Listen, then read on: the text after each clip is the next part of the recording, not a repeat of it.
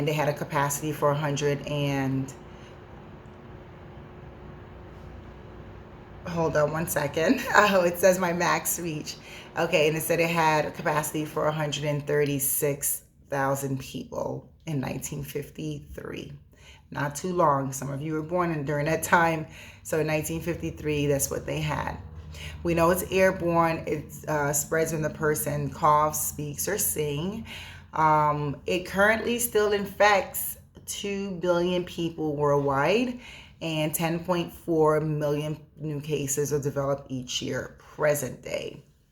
It was until 1720 that the bacillus was discovered by the doctors, and then it was isolated in 1882 by Dr. Koch, followed by the Mantoux and testing, and then medications. Now, TB has no cure. TB is treated because it encapsulates in an envelope that is so tightly wounded that it just travels to an organ and it just hides there. And when it hides in the organ, it waits for your body to get weakened through an illness or a disease, and it resurfaces. So yes, there's no cure for TB. Okay, what I want to get at to everything I said right here is that every one of these illnesses and diseases that I just talked about were communicable. And the first thing that they did was isolate, quarantine, but definitely total isolation. A person with a rabies that has a dog, they're not going to put it next to another dog that has rabies, right? A person with herpes is not going to purposely infect another person with herpes. HIV, we do know now that we have protection that we can use to not infect someone else purposely. Right, tuberculosis, the first process definitely, now it's gotten better. It's no longer a sanatorium, but if there was like an outbreak, you would definitely quarantine until they find a cure or a treatment. Okay, the same goes for the polio when that was spread, So now we have this virus, this coronavirus. And with this coronavirus right now, none of this is happening. The pattern that we see with every one of these viruses and the one bacteria is that you have to isolate the individual, the group, the community, while you're finding treatment or a cure. Because these are actual illnesses. It's not the adenovirus that just goes away after 2 to 3 weeks. That is not what this is. The coronavirus is not the common cold. The coronavirus is an actual illness that needs an actual treatment with either vaccination or medication. And since it's a virus, the most likely it will be a vaccination because viruses cannot be cured by antibiotics. Antibiotics are for bacteria. This administration, 45, and everyone that hogs the television and do their briefings. In their briefings, I don't see scientists, epidemiologists, physician. They have 2 that really doesn't get any real talk time. No health department people that are really knowledgeable. No statisticians that are saying this is where we are. Molecular biologists, microbiologists. Where are the scientists? Every one of these illnesses that I just talked about were first, they were given to have these scientists were taking charge. The ones that had the propaganda with legislators and politicians a lot of people died, like the flu, right? The 1918 flu. So us having 45 on TV all day long, not giving a solution. And his solution is to open up. What we've learned now is that illnesses, pathogens, viruses, bacteria, they need a treatment or a cure. It doesn't just poof, disappear in thin air.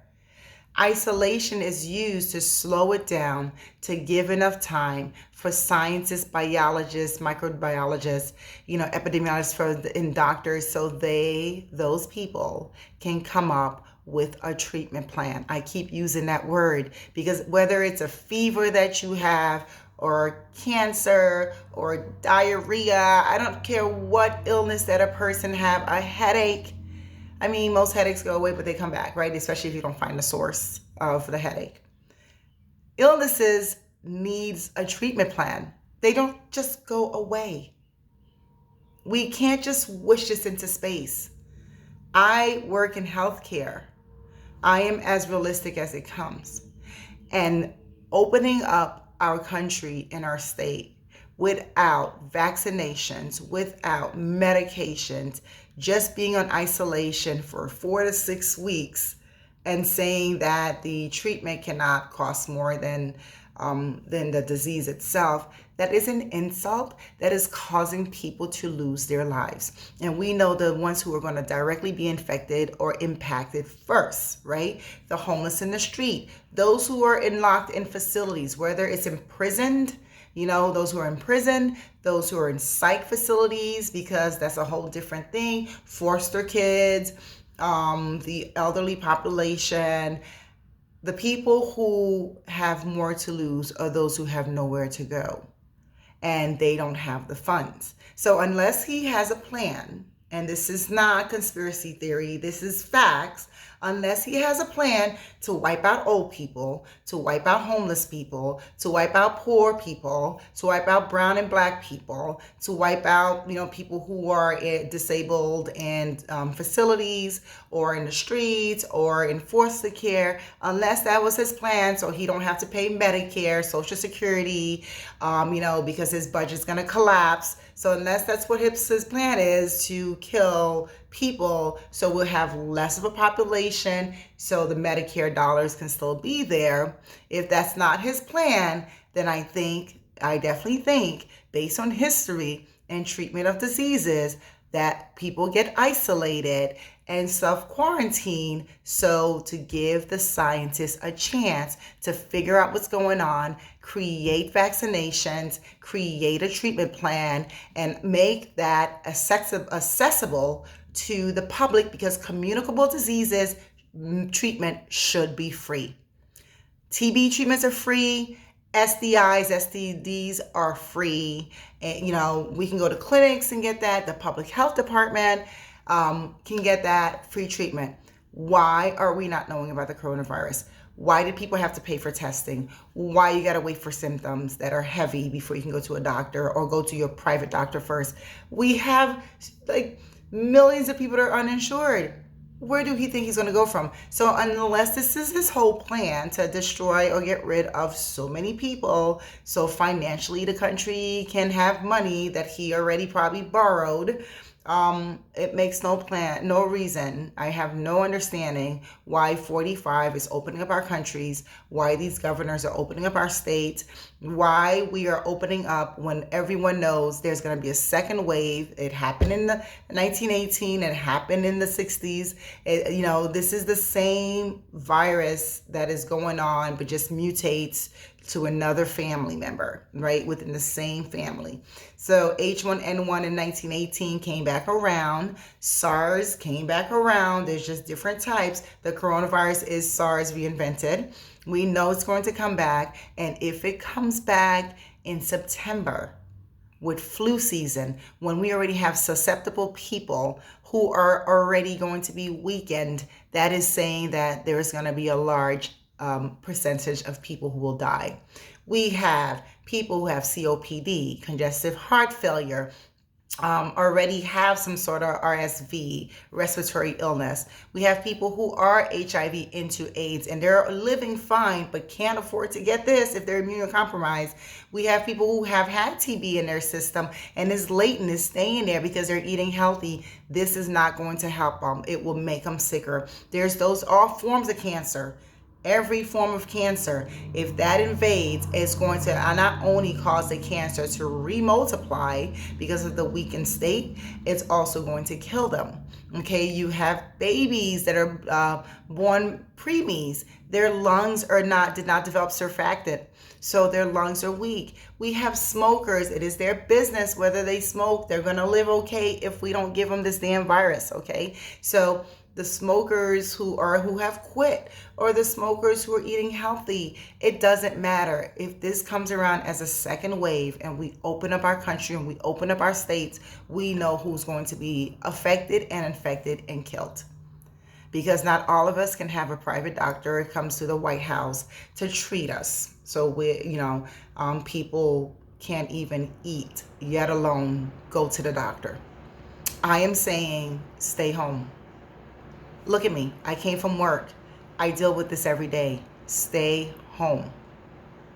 The reason why I tested negative, because I lived and breathed precautions. Okay? Live and breathe precautions. I literally, between hand washing after every services, hand sanitizers, not bringing my shoes inside the house, taking my uniform and putting it in a separate plastic bag, wait 3 days before I wash it, suffocated in the bag, and then 3 days before I wash it, only with uniforms. Okay, look at my hair. I have to wash my hair every day because I don't want any coughs going into my hair. Okay, my fingers. Last time I did a manicure was in February for my launch party. I have not. I've actually gotten rid of all the gel. I've clipped my nails, kept them short. Aside from also trying to eat healthy and taking my vitamins and my homeopathic medications and drinking fluids and hot fluids, there's a lot. Building my own immune system and making sure that everything that comes into, I'm in a hotel room right now because I'm away for work, making sure that everything that comes into my environment is sanitized by my Clorox wipes that I made. It takes work. It takes work. And tell me, if someone's homeless or on a limited budget, how they're going to accomplish this. Listen, I'm running for office. I would love to be able to come knock on my future constituents' doors and say, please vote for me, tell me your issues, let's talk about it, let's meet. I miss that because I like interacting with my community. I haven't been able to do that since February. But you know what? I rather not do that because I want to keep people safe. I want to keep you all alive. And I'm saying to you, I don't care what they say about opening up the doors, but the states, please do not go. Now, I know unemployment, I heard something that if you say no and you have to have your job back, you'll lose your unemployment. How many people actually got the unemployment? You know how many people I know that actually either probably got one check or is still on pending status? And now we opened up Florida. This makes no sense. People applied since March. We are May 2nd. They never got their unemployment and they're going to be called to work. Please, please, please. This video is super long because this is super important. I'm not saying you need to watch all of it, but I'm saying if you can stay home, if financially you can stay home, do not go outside.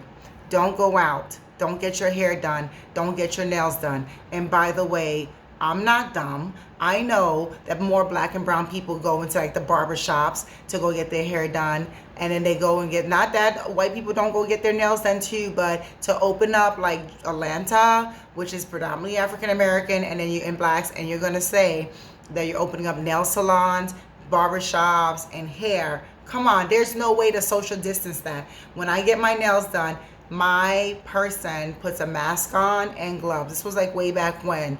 My manicurist does that. But you know what? I'm touching the surface. My hands is in the water with the bowl. My foot is in the tub thingy. And they can clean it with bleach. But you know how we just hop onto chairs? There's no way to not touch surfaces that has a coronavirus. The person walks to the door, just probably touch their face, touch their nose, and they go in first. Now they get their nails done. Unless we physically see this person wiping everything down, really, we hop right on that chair. Okay, and then we're touching their surface, and this stuff lives 3 days on surfaces. So he just thinks, 45 just thinks that we're stupid. DeSantis thinks that we're stupid.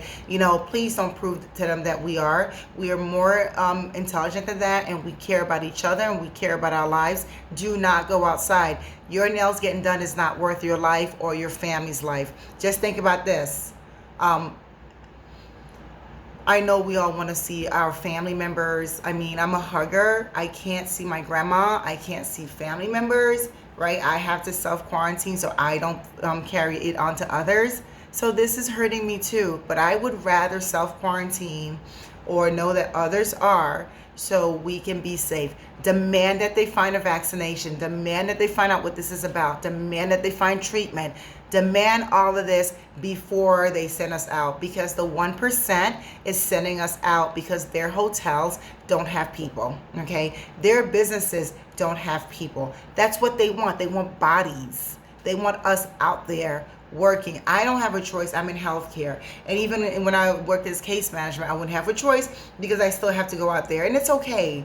I like what I do. I'm careful.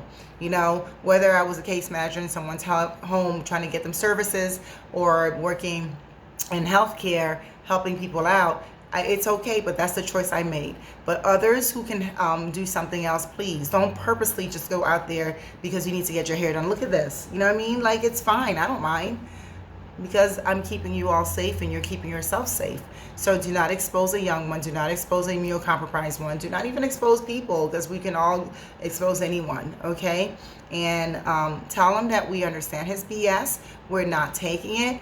And please, please, please don't go out, especially if there's a second wave coming on. Don't make yourself weaker. Have a good day. This is very long. It's about 45 minutes long. But I hope you understand every past illnesses that we had, there was a plan, and that's why they're eradicated. Polio's eradicated because there was a plan. But also note that, you know, the Republicans were president when all the bad stuff happened with Reagan and all the other stuff with the pandemic flu. So maybe that's what it is. We need to vote them out. Vote in progressive Democrats that are willing to make a change. Have a good day. I am going to go to sleep and I'll speak with you again. Bye.